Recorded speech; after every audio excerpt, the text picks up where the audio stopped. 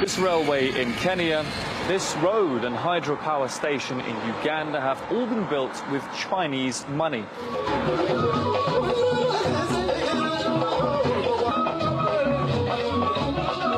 Beijing has channeled $136 billion into the African continent over the last 17 years, and there's more to come.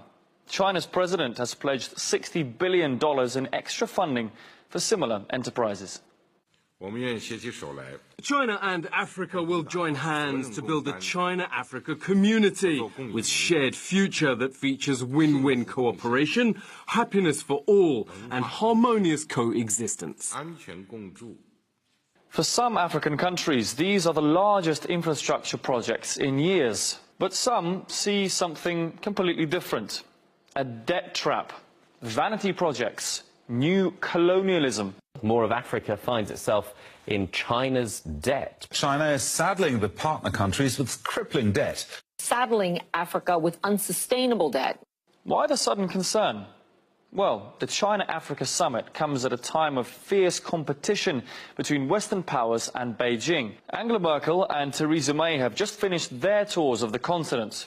Merkel, German CEOs in tow, was on a mission. More investment, more jobs to discourage migration. The result? Volkswagen announcing expansions in operations in Ghana and Nigeria. Theresa May wasn't far behind. New trade deals, direct government investments, and touting UK business too. And aside from trying to charm the leaders with her viral dance skills, May even hinted who it is she's trying to outbid on her Africa visit. While we cannot compete with the economic might of some foreign governments investing in Africa, what we can offer is long-term investment of the very highest quality and breadth. Being the same as funds, why those provided by Western countries, the pie, while those provided by China become the trap? Is this not a flagrant double standard? China's bemusement is understandable. Two investors, two sets of rules. But what do African leaders make of the new partnerships? Africa is not a zero-sum game.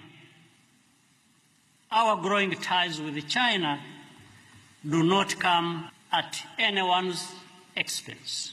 Falkirk refutes the view that a new colonialism is taking hold in Africa, as our detractors would have us believe.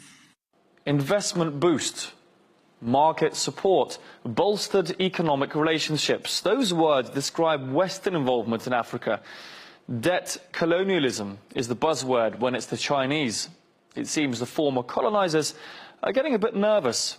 And the reason why African leaders don't see China as a new colonizing power is that Beijing doesn't bother with meddling in African politics. China and Africa has been a symbiotic relationship.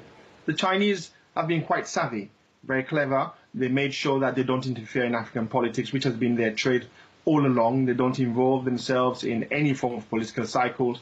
It's purely what can we give you, what can we get out of it, how can we both mutually benefit outside of what the political circles are. With the West, it's a carrot and stick approach. You either play ball, get the financing, usually at bad rates, and in return, they determine how well or how fast your economy should grow. They will determine what opportunities should come your way. So the carrot and stick approach that the West has used on Africa has backfired.